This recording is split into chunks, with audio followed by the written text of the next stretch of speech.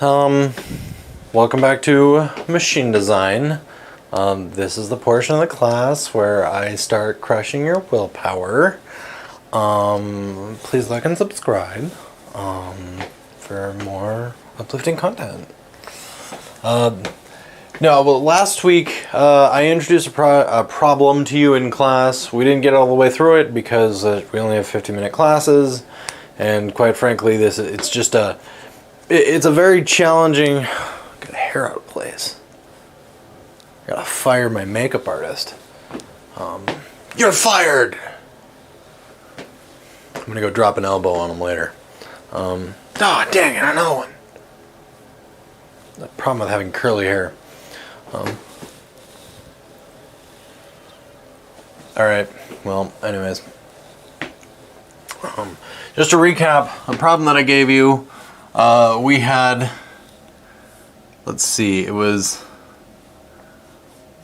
we had a shaft that looks like this,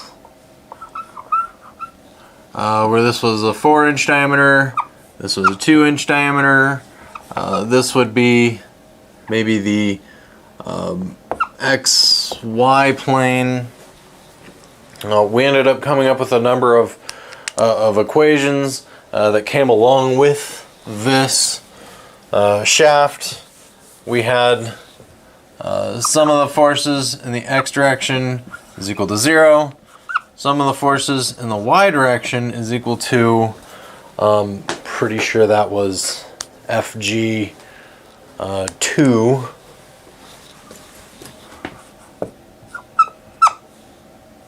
I might be wrong there, but I was going to take a picture of it and then I did not.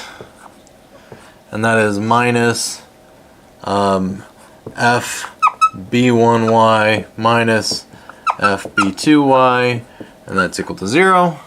Why is it equal to 0? Because there's no acceleration. This marker is trash. I'm going to start writing in purple. We also had sum of the forces in the z direction is equal to FG1 minus FB1z minus FB2z, and that's equal to 0.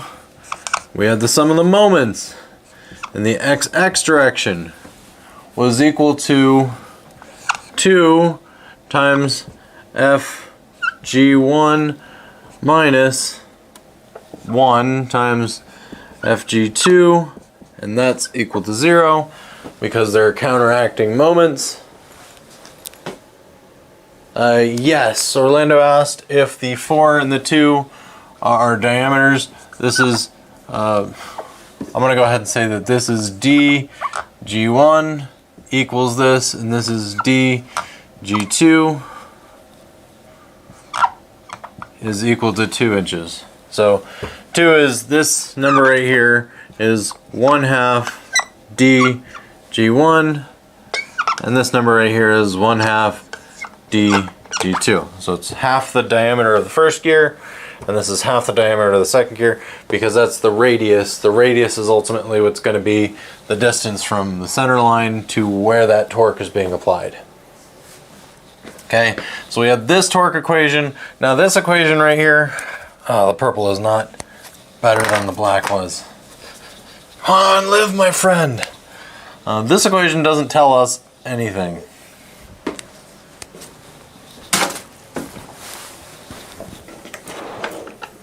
By the way, for all of those of you who have witnessed me miss marker throwing, I made that in the trash can. Disregard the fact that it was like 3 feet away. This equation doesn't tell you anything. All that this tells you is that our forces are correct and that this isn't accelerating angularly. Because this does end up equaling 0, and you were given both FG1 and FG2 values. So that doesn't really help all that much. How far down can I go? Yeah, got some nice view. We also had some of the moments in the YY direction. Now, in the YY direction is not this one, it's actually the other way. This one had FG2, but nope, This one did not have FG2. This one, yes it did. I was lying to you. FG2 and FG1 didn't show up. And then in the ZZ direction here, you had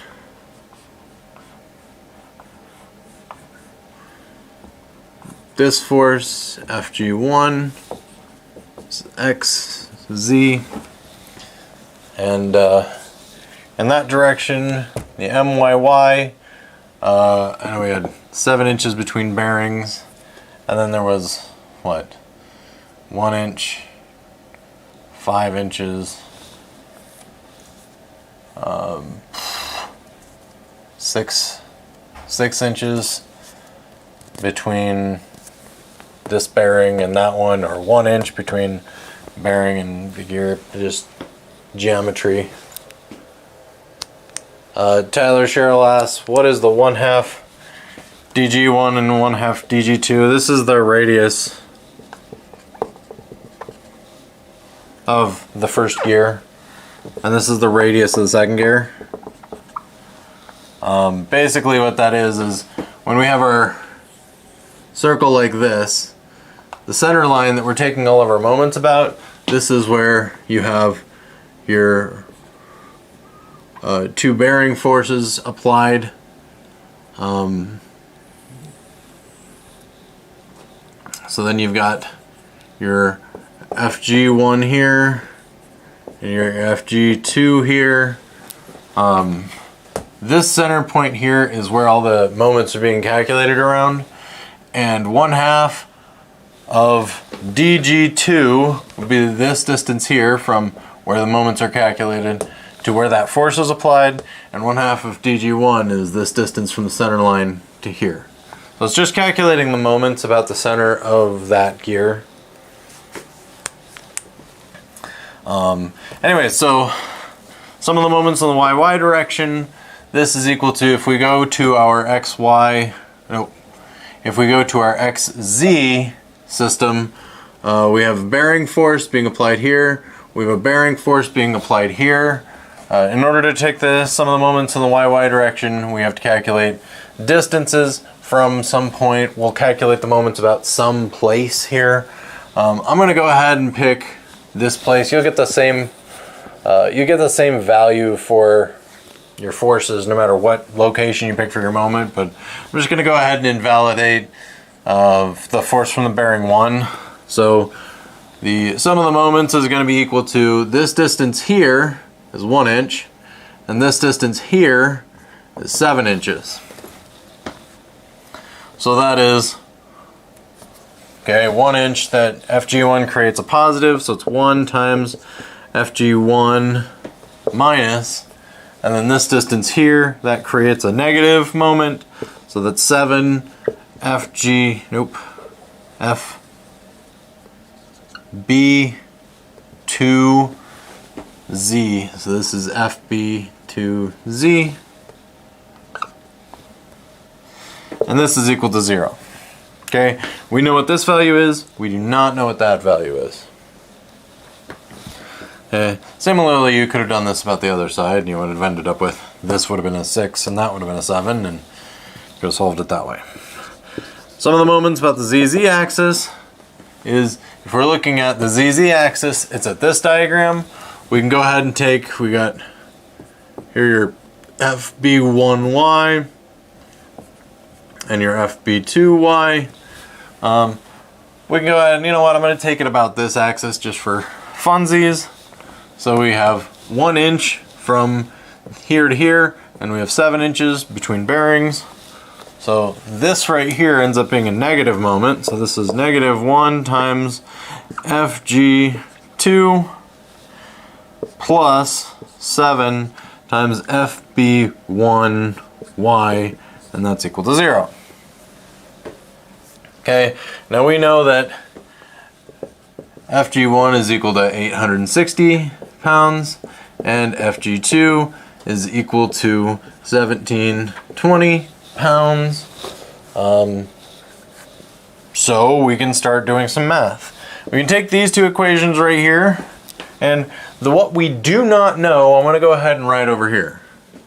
So known, we got FG1 is equal to 860 pounds, FG2 is equal to 1720 pounds. Okay, so now unknown, we do not know FB1Y, we do not know FB2Y, we do not know FB1Z, and we do not know FB2Z. Okay, so once we figure out all of those, then we'll have our free body diagram solved. We haven't even gotten into the stress analysis yet. So that's where we're ultimately aiming for. Okay, now we can use these two equations right now to figure out FB2Z and FB1Y. So I'm just going to grab my calculator and do some math, some quick maths. Here, if we plug in this equation, we know that FB2Z is equal to 1/7 FG1Z. So plugging in 860 pounds and dividing it by 7, we get FB2Z is equal to 122.86 pounds. 122.86 pounds. Okay. Now here, similarly, do the same kind of math. We get FB1Y is equal to 1/7 of FG2.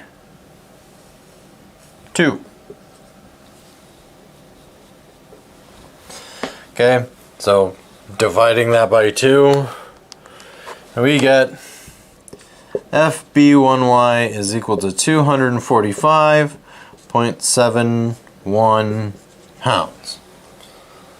Okay, so I will go ahead and 245.71 pounds. Yay, we're making progress. Do you feel that excitement, laddie? It's nothing more exciting than math in a morning. Now we only have 2 left to do. I'm going to go ahead and just simplify this. If we were to go ahead and take these and plug them in here and here, what you'd end up with is, because this is 1/7 of FG1, and you plug it in up here, well, up here. That means this times 1/7 of itself is going to be equal to 6/7 of itself. Okay. Similarly, if you'd have done the moment equation here, and instead of solving for FB2Z, you solve for FB1Z, you would have got that FB1Z is equal to 6/7 of FG1. So just to speed along the process, because this is only supposed to be a 30-minute video, and heck no, I'm not going to finish this in 13 minutes. This is equal, well, FB1Z is equal to 6/7 FG1, and FB2Y is equal to 6/7 of FG2. You'll notice this plus this is equal to FG2, which satisfies this equation. Okay? This plus this is equal to that. So if I plug in those values, for FB2Y, I get 1474.29 pounds, and for FB1Z, I got 737.14 pounds. If you want to walk through the math, we can talk about that another time. I'm just going as fast as I possibly can, because this is only step 1. We have solved for the forces. Now, we understand how forces are being transmitted through the system. Okay, usually a good idea at this point is to take your system and begin plotting out what goes on here. Okay, we need to know what the moment is for the system. We need to know what the forces are for the system. And knowing these values are going to help us to find that. So I'm going to go ahead and start with this view here. So we got doop, doop, doop, doop. Okay, so this will be our X, Y. So this is going to be prone to the ZZ moments. And we're just going to plot what the moments in the ZZ direction look like. Okay, we know we have right here FB1Y. We know we have right here FG2. We know we have right here FB2Y. Okay, so if we're going to plot the shear forces V in this system and how they look, well, just going along the x-axis, so this is in the direction of the x-axis, traveling along this way, we're going to be plotting our shear force Vy. Okay? So here, at the beginning of the shaft, there's no shear forces. The shear forces show up 1 inch in at the center line, well, yes, at the center line of that bearing, 1 inch in. Okay, that's what we gave for our dimension. As soon as we have here, we have a point load that exists, just an instant load that goes down FB1Y, or 245 pounds. So this down here, negative 245. Okay. That is carried constantly across the system until it gets to FG2. At FG2, we have a jump. This jump value is going to be equal to 1,720 pounds. Okay?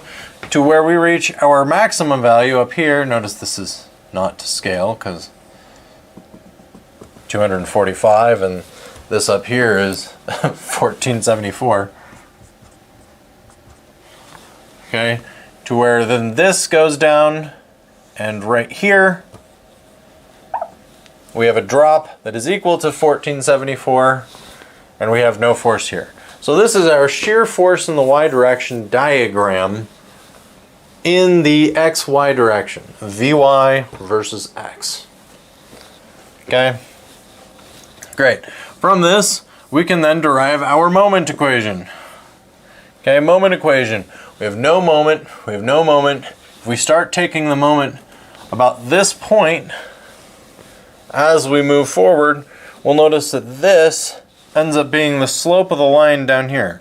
The moment equation is the integral of the shear force equation, if you remember correctly from mechanics and materials. So what happens is we have a downward sloping line because this is a negative value, and that downward sloping line continues until this point right here, which is the point of application of FG2.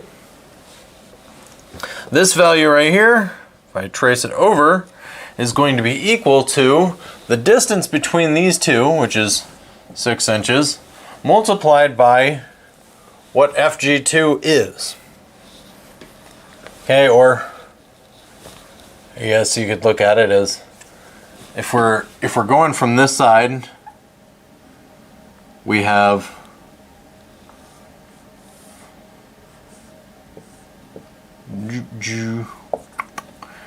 and then we have some shear force that has to be pointed upward, which this shear force comes from this diagram, but then we also have a moment. Now you'll notice again this is a negative moment, and that negative moment is counteracting this value. The further we go this way, what we're going to end up with is, at this maximum value, the absolute furthest we can get is when this looks like this, and we have half of this gear, and we have the shear force that is going to be equal to that negative 245 pounds right here. And what we have is we have a moment that is counteracting 6 inches from here to here. Okay, so the maximum moment we're going to have is if we take FB1Y and we calculate it over 6 inches. So that's what I'm going to do. FB1Y, 245.71 times 6. And the maximum moment that we have here is a negative 1474 pound-inches. Okay? At this point, we now have a very sharp increase to where these two align. We do not have any moment producing forces or moments after this point, so we know it goes back to 0. So this is what the moment diagram looks like. Okay? Now this is important for us to remember because we're going to need to know that value, which is negative 1474.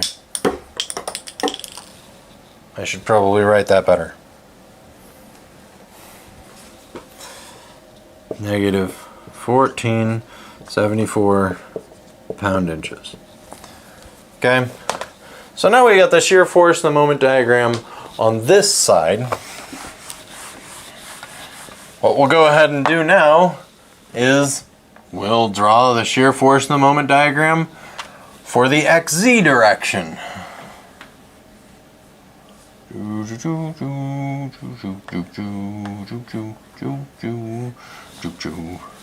Okay, so here we got FG1, we have FB1Z, we have FB2Z. Okay, we got 1 inch between these, we have 7 inches between these two.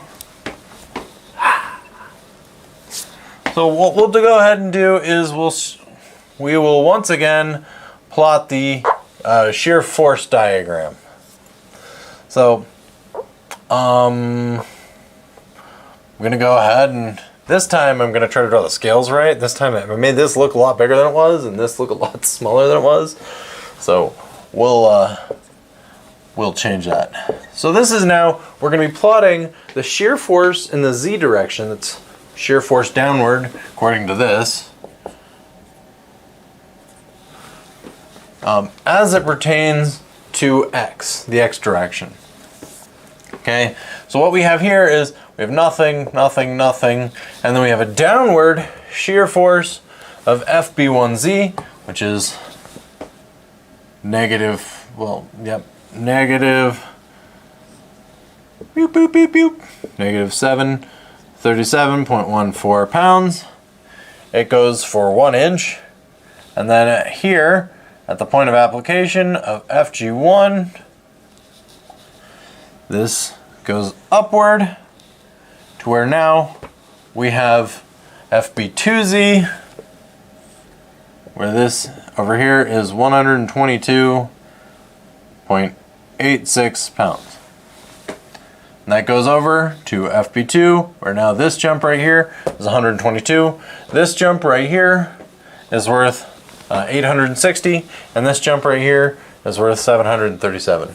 So jumps 737, move a little bit more to the right. Jumps 860, move a little bit more. Jumps 122.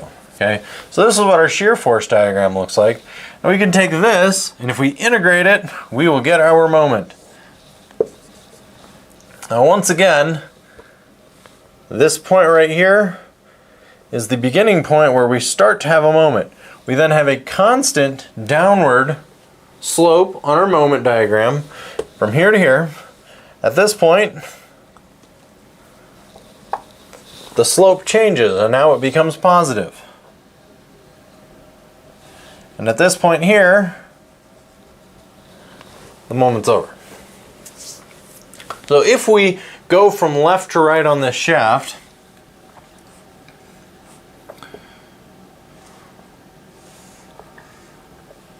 we have FB1Z,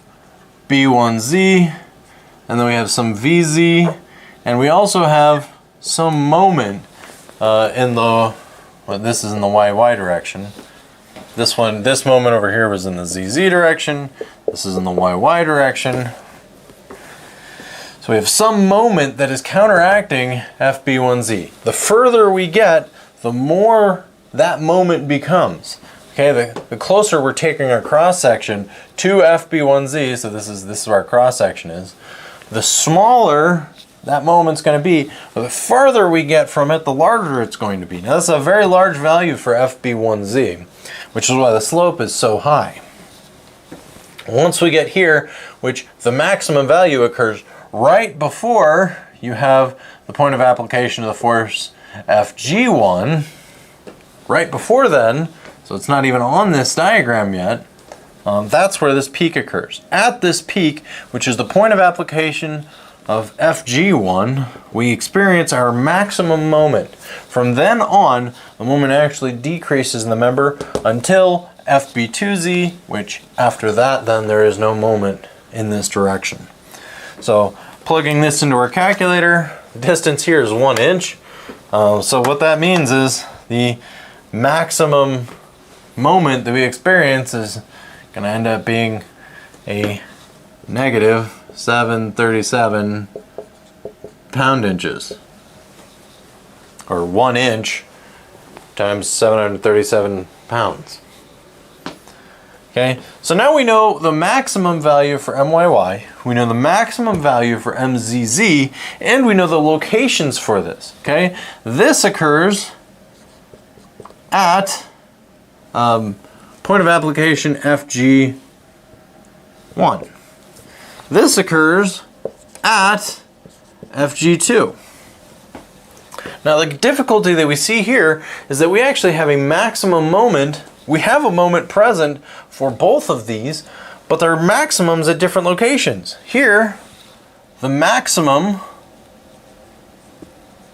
moment over here occurs right here. And on this one, the maximum moment occurs right here. So we do have a moment present. We can't just simply ignore that. There is a moment that's going to be present. But what we can go ahead and do is we can say, well, let's look at the most critical case here. Which one of these is going to be more critical? Well, quite frankly, this is a larger value. But the difficulty that we have here is that at that location, the shaft diameter is 2 inches. At this location right here, the shaft diameter is 1 inch. So this point right here experiences a higher stress than this center point right here because the shaft is not as thick. I could go through and I could prove that. We can do the math for that, but you know what? We're just gonna have to run with it because I am already past the 30 minutes I was hoping to go. So just bear with me, I'm going as fast as I can. Okay, so the moment right here, which 1/2 inch in from this, we're gonna have to figure out what that is. Okay, so at that location we have, so we got this thing, we got this thing, and then we cut it off right here. Okay, the distance from here to here is 1/2 inch, this is 1 inch, and then this here is 4 inches. So 5.5 inches from here to here. Okay, 5.5 inches multiplied by, that's FB1Y, and then we got our VY, and we have our MZZ value that's counterbalancing that. The MZZ value for this free body diagram, which if we take, did I lose my cap? Nope, never picked it up. That value is 5.5 times FB1Y, which is 245.71. We experience an MZZ value at that location of 1351.4 pound-inches. Okay, which is still higher than what we experience here. So at this point, right here, where the shaft meets gear number 2, the 1 inch shaft that we have, the moment is this value. Okay?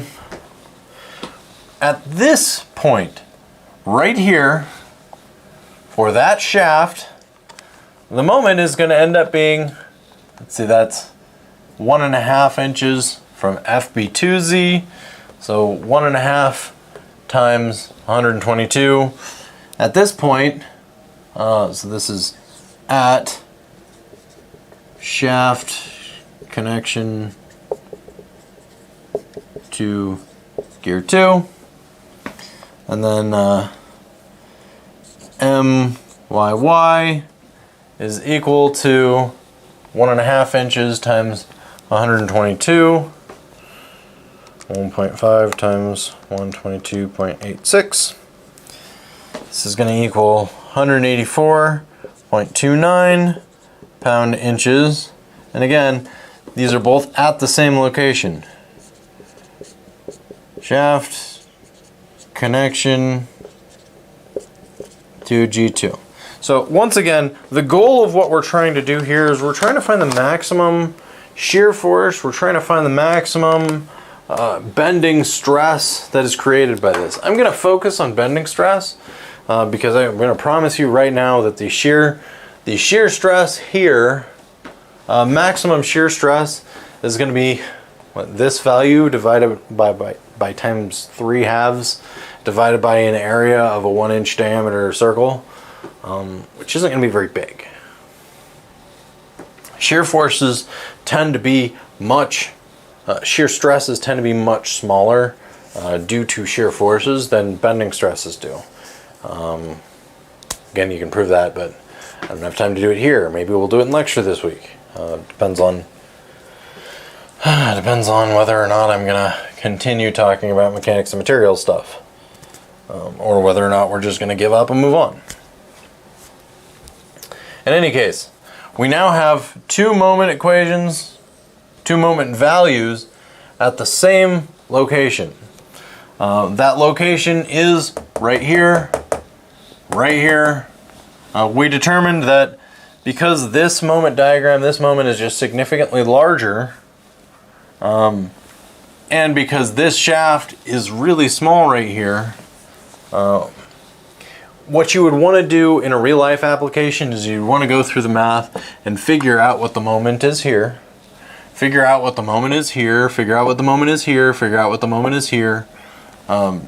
Figure out what all the stresses are. I mean, that's 4 different stress calculations right there. It's going to involve having 2 different moment values for each stress. So it's a lot of work. I'm just jumping through the problem because I already know that the maximum bending stress is going to occur right there. But what you should do in real life is you should calculate the stress at all 4 locations. Now I'm going to go to my book. I'm going to grab an equation real quick. You can look at my hair. Look at that, it's very hairy. Now the equation that I'm looking for, I'll write the equation number on the board. But it's what happens when you have beams that are bending in 2 planes. It's that equation right there. So this is equation 327 in your book.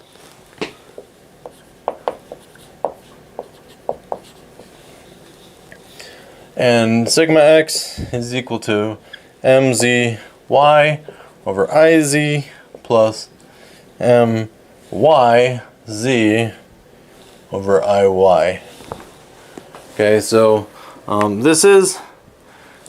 it's a conservative estimate because basically what you're doing is you're adding this stress to that stress to find the maximum location. And that's not really perfectly accurate. This does end up being a little conservative. But basically what we're doing is to find the shear stress when you have 2 kinds of bending at the same location, you have to figure out what this is the bending stress for one location, and this is the bending stress for the other, well, for the other bending moment. You just add them together. So we'll have to do that. So we know what MZZ is, we know what MYY is. Y and Z are the radius of the shaft, which is 0.5 inches. Okay, and then IZ and IY is, I'm going to go to my book because I don't remember the formula. This is why I love this book, because it tells me all the things that I don't need to remember.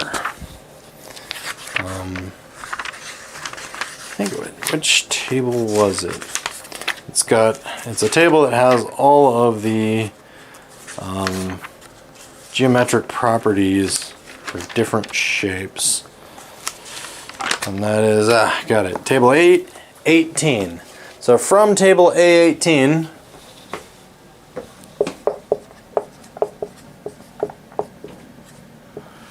okay, IZ is equal to IY is equal to pi g to the 4th over 64. Okay, so with D being 1 inch at that location, this ends up being pi over 64. So what we have here is MZ, we'll say sigma x is equal to 1351 times 0.5 divided by pi over 64 plus, we have this value, 184 times 0.5 divided by pi over 64. So if I plug that into my calculator and I do some math, 1351 divided by pi 64, and then I add that to 184 divided by pi divided by 64. This ends up equaling sigma x at this location is equal to 15,635 psi. Okay. At this location, if you wanted to calculate shear stresses, we can do that. You have a 1 inch shaft and you have shear stresses in 2 different directions. You can calculate tau xz and tau xy. But this is all we're doing right now, is we're just figuring out what that bending stress is, because again, I know this is going to dominate what's going to cause failure in the system. So failure is most likely to occur right here. Alright, if you have any other questions, please make sure to rewatch this video. This is a lot of information. I try to make it as fast as possible too. So I did also post the other video where I started deriving all of these equations. This is messy. Yes, I see I am standing in front of a wall of black words. So yes, I expect you to have questions. This is not easy stuff. But all of this, with the exception of maybe this formula right here, all of this is a review from mechanics and materials and a review from statics. So we haven't really even gotten into this class yet. This is all review. Have a good day.